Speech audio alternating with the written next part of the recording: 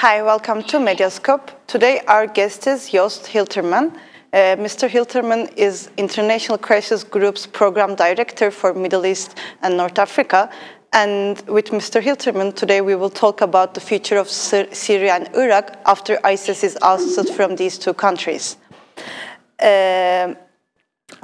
We know that it's commonly perceived that once ISIS is out of the picture, a political reconstruction process will start in these two countries. And with Mr. Hiltermann, we will discuss the plausibility of this claim.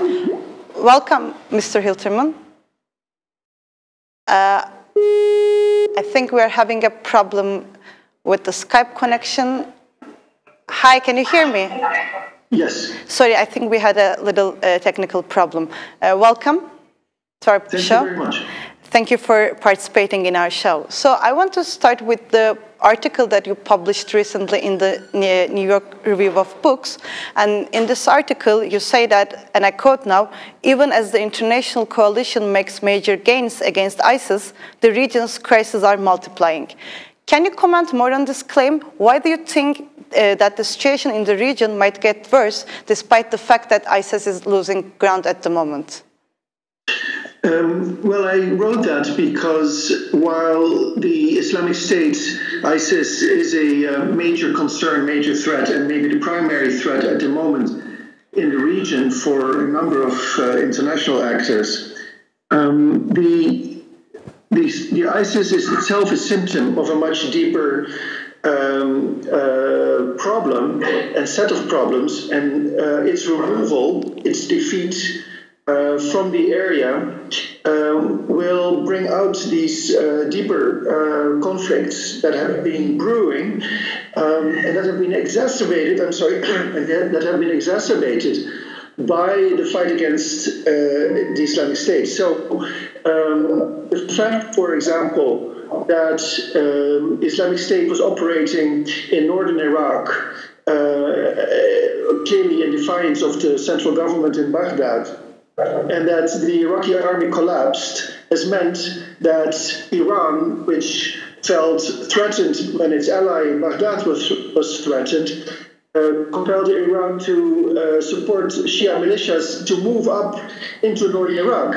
But once Shia militias for the first time arrive in northern Iraq, this is a threat to Turkey. And so we suddenly see that a conflict inside Iraq is becoming part of a regional competition between Iran and Turkey. And that can have serious consequences. Another actor that has taken advantage of the current situation is the PKK. And of course, Turkey and the PKK have long been at loggerheads. They've had times where they have engaged in peace talks, but right now, as you know, they're fighting. And so what is happening in northern Syria and northern Iraq is of serious concern to Turkey as much as it is to the PKK. They're competing there and they're fighting there even. We saw the airstrikes on April 25th. And so, and it's all linked to the fight against the Islamic State, and it's bound to get worse if and when the Islamic State is defeated in both northern Syria and northern Iraq. And in your article, you mentioned two sets of conflicts that might be about to begin, and you talked about the first one a little bit, these like political sectarian conflicts, but you also talk of another cross-cutting conflict stemming from the stalemate between Israel and Iran. Can you comment a bit on that too? Yeah, you know, for Israel and Iran are enemies, and that's not going to change anytime soon. The Israelis clearly were not happy about the negotiations for a nuclear deal. They have more or less accepted that the deal is in place now, but they also have seen that as a result, Iran has had more power in the region itself, which is another threat to Israel. So from the Israeli perspective, Iran's meddling in Iraq and Syria and Lebanon is a serious concern. Otherwise, for Iran, Israel is a threat. And the way they have, because of its nuclear program, of course, which is still in existence, even if it's now no longer a military one, if it ever was, And the way Iran has responded to that is by what it calls its forward defense, which is Hezbollah, essentially, which is a way of deterrence vis-a-vis Israel that could protect it from any kind of Israeli attack. So, in other words, if Iranian missiles cannot reach Israel, then at least Hezbollah's missiles can, in Iran's view. That is effective deterrence. Now, Hezbollah can only fire rockets if it actually has the rockets, and that means that the supply line is of critical importance. Supply line has run through Syria. There's an air supply line, but there's also, Iran has long tried to have an additional one, to diversify basically its options by having a land corridor. The land corridor can go by different routes. The one that is clearly being considered is the one that goes south of Mosul, toward the Syrian border, and then through Syria. And this would be mostly going in Syria through Kurdish areas, and in northern Iraq, it would go through areas controlled by the Shia militias and by the PKK. So there is a real possibility that the plan that seems to be out there by Iran to create a land corridor will gain from the defeat of the Islamic State in northern Iraq and northern Syria. So do you think it's possible that Iran will attain its long-desired goal to have a land corridor through Syria and Iraq? So yeah, that's a good question. I mean, it's one thing to have a plan; it's another one to actually implement it. And I'm actually pretty skeptical that Iran will succeed this time, because there are significant actors on the ground who don't agree. Turkey being the most important one, but also Turkey's ally, the Kurdistan Democratic Party of Masoud Barzani in northern Iraq. They are on the ground, of course, in the areas of northern Iraq. And are in a position to stand in the way of such a construction, but the forging of a land corridor, and even the PKK is maybe a convergence of interest with Iran, but the PKK is not an Iranian proxy. They have very different objectives. So, and in northern Syria, it is also not so clear that Iran can accomplish this. So I think and I'm sure that Turkey and Israel and others and the United States may act to prevent it. So none of it is a given. I think it's an aspiration, not necessarily a future reality. Okay, and from what you have commented, I see that you see as a possibility that the conflicts in the region might get worse and might get intensified after ISIS is ousted from these two countries. So what do you think needs to be done to prevent this further conflict in this region, which has been torn apart with internal and external wars in the last decade?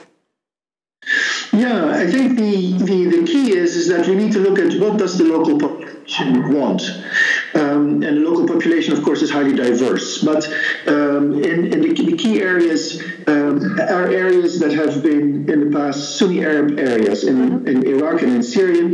And the Sunni Arab population, ever since 2003 in Iraq, but also since the failed uprising in Syria in 2011, has a deep grievance about being disenfranchised, killed, bombs, the weapons used against it. So if we don't address, I should take one more step. The Islamic State took advantage of this and has effectively taken over a number of the Sunni Arab areas and has governed it, but not in a very good way, obviously, sometimes very cruel, and is now in the process of being driven out. Whether that will succeed or not, we'll have to see, but it doesn't look good for the Islamic State when it comes to territorial control. So what is going to replace it? Who is going to govern these areas? Is it going to be the Iraqi government in northern Iraq? Is it going to be the Syrian regime in northern Syria? We have to see. They haven't done a very good job in the past. In fact, they are part of the problem. They created the possibility for Daesh, for the Islamic State to come in. But who is going to rule these areas? Who's going to govern them effectively? Is it going to be the PKK? It's not going to work. Is it going to be other Kurdish parties or the Shia militias in Iraq? It's not going to work. So it has to be local people.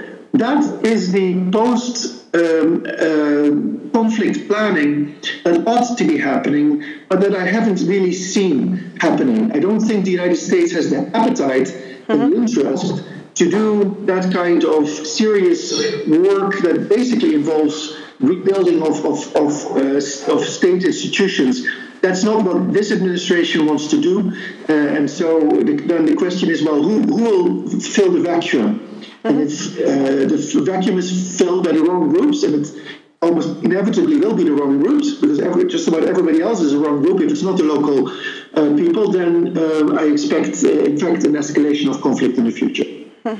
And I mean, I found quite interesting that you said in your article that both states and non-state groups draw on language of encirclement and victimhood in their struggles for power. Can you explain this a bit more? Like, why this perception of multiple actors is important in understanding what's going on in the region at the moment? Yeah, I think maybe it's typical of conflict, but so you can see it between any two actors in conflict. Often even the party that is aggressive feels to be the victim and feels that it is threatened, maybe not only by its enemy, but is surrounded by hostile or unfriendly actors. In this case, in northern Iraq, northern Syria, we see so many actors involved, not just two. It is many on the ground and in the air, local and regional and even global powers like Russia and the United States. Exactly. Now, in the case of the local actors and the regional ones, you can name any one of them, and I can tell you what their narrative is about feeling encircled and threatened by most of the parties around them. I can give you Saudi Arabia and say that Saudi Arabia feels highly vulnerable at the moment because it sees an Iran that is ascendant, and it sees an Arab world that is disintegrating, so that it can no longer support it effectively. And it sees Iran even encircling it by going into Yemen and in the Bab al-Mandeb. And it's already in Syria, it's in Iraq. So from the Saudi perspective, Iran has encircled it. But Iran, interestingly, also feels that it is surrounded by pro-American regimes. It is threatened by Israel. It has an uneasy relationship with the United States military in Iraq, and that may come to an end if and when the Islamic State is defeated. So it also has a perception of being threatened. And so each actor acts on its perceptions and becomes aggressive as it feels encircled and besieged. And this is perpetuating the conflict. That's the key drive, one of the key drivers to the conflicts that are currently taking place. And you can also mention the Kurdish parties in Iraq or the PKK for that matter, but you can mention Turkey. Turkey feels that the PKK now is on the borders with Iraq, on the border with Syria. So what's going on? Everybody has this perception, everybody has this narrative, and everybody is responding. Yeah, so from here I want to go to Kurds, another important actor in this conflict. And it's like we know that Kurds is a nation divided in 4 countries, and they have their own political aspirations despite the fractions inside Kurds themselves. So how do you think all these perceptions you have mentioned, all these things going on the ground and the balance of power, how do you think the political aspirations of Kurds will, both the aspirations and also the real geography itself will be shaped as a result of these ongoing interactions between multiple actors? Well, if you listen to the Kurds, and when I say the Kurds, there are many Kurds, and then I'm only talking about the political ones. There is a huge diversity, both culturally but also politically, between the groups. So, but many Kurds would agree that in the end, what they really want is to end the issue that you mentioned of being divided over 4 countries and to unify into a single Kurdish nation state. Now, that is a long-term aspiration. It's already 100 years old because, it's, of course, it's the divisions of the Kurdish population stem from the end of the Ottoman Empire. And I think it's still far off. But at the same time, you have political projects in the various Kurdish parts. be it in northern Iraq or in northern Syria or in Turkey or in Iran, less so in Iran. And these projects are clearly aimed at creating some kind of arrangement, be it autonomy, federal region, or even independence. In the case of northern Iraq, this is now actively being discussed. But that is going to create its own problems because, as I've often said to my friends among political Kurds in northern Iraq, while it is one thing to say that you have the right of self-determination, which all people in the world have, and you have the right to exercise it as well, that doesn't mean you will succeed. And the odds, as of course the political leaders know very well, are great. Because for you to become independent in northern Iraq, and of course to split off from Iraq, you have to have the agreement of the neighboring states. Now Syria is out of the picture, but Turkey is still very much there, and Iran is even more there at the moment, stronger, and they will not accept an independent Kurdish state in northern Iraq. So it's just not going to happen anytime soon. But the Kurds see that the region is in deep trouble. It is in deep trouble, in fact. And they've seen Iraq disappear, essentially. They've seen Syria disappear. They've seen instability in Turkey as well. And so they are hoping that the tide will become in their favor. And of course, they are trying to contribute to that as well by escalating the fight in Turkey, for example. The PKK is clearly doing that, by taking it to northern Syria and northern Iraq as well. So again, we see an escalation of conflict because the Kurds see an opportunity and they want to maximize it.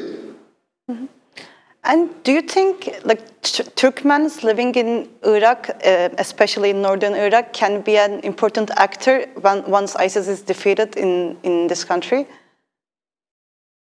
Well, the Turkmens are a very small community in Iraq, and unfortunately, the numbers have been reduced further during the stability after 2003. Many, of course, have gone to Turkey, and moreover, they are deeply divided along sectarian lines. Unfortunately, the sectarianism that has emerged in Iraq after 2003 has also affected the Turkmen community. You know, of course, that the Turkmens in Iraq are split between Sunnis and Shia. Many of them are secular, but the polarization has radicalized a number of them. And so both in Kirkuk and in Tuskhomatu and in Tel Afar, you see a real conflict between the two communities along sectarian lines. So I don't see them emerging as a significant actor, but they may still play an important role by default. In the case of Tel Afar, for example, I can easily see that the defeat of the Islamic State there may lead to reprisals by the displaced Shia Turkmen population that is now going to come back with the support of Shia militias against the remaining Sunni Turkmen population there, or you will just see the Sunni Turkmen population of Tel Afar that is still there, fleeing northwards, and then that might trigger a Turkish reaction, a reaction from the Turkish military. So we certainly ought to be concerned about that. And the situation in Kirkuk is also highly uncertain when it comes to that issue. And now lastly go back to another article you wrote for New York Review of Books on Kurds, and in that article you advised the Obama administration to promise supporting Kurdishites in Syria and nudging Turkish President Erdogan to return to peace talks. Do you think a return to peace talks between Turkey and the PKK is possible, is foreseeable under the current circumstances, especially also considering the referendum that took place in Turkey 2 weeks ago? Yeah, it's good to put it in the context of the referendum, because we knew that around election time, as we saw in 2015, and at the time of the referendum, the situation is so politicized that it's unimaginable that Turkey could go back to peace talks with the PKK. The PKK, from its side, also at the moment is thinking that it has advantage, so why would it go back to peace talks? So both sides are ready, but I do know that it is absolutely necessary, indispensable, that the two return to peace talks rather sooner than later. I just think this is at the time. But let's see whether after the referendum, President Erdogan is feeling more comfortable about this political situation in Turkey and can reach out to the PKK at the same time, because it cannot be from one side only. Let's see whether the PKK realizes that it has reached a certain limit in northern Syria, and maybe in northern Iraq as well. And that limit is imposed by the very fact that whereas the PKK governs through its Syrian affiliates in northern Syria and has extended its territorial control, it is now going to Arab areas where it is not welcome, and it has governed in a way that is rather non-inclusive and also not very effective. And so there are real limits on what it can accomplish further, and may also start to face a lot of pushback locally in northern Syria. And I think in northern Iraq, the situation is uncertain because the PKK feels it has support of some of the Kurdish parties, the PUK and Goran in particular, but clearly the KDP is its enemy. I think if we can resolve the situation in Sinjar, where the two are most clearly at loggerheads at the moment, then hopefully that can be a confidence-building stepping stone towards a further, de-escalation of tensions in both northern Iraq and northern Syria, with the help of the United States, with the help of Russia, of course, with the help of the key players, Turkey and the PKK. Okay. And I want to add something. Do you think your analysis on the necessity of the restart of the peace talks is held like it's shared by a lot of people in Washington? How Washington looks at the restarting of the peace process between Turkey and the PKK? That's a very good question, and I cannot answer it simply because I haven't seen any kind of coherent policy coming out of Washington yet.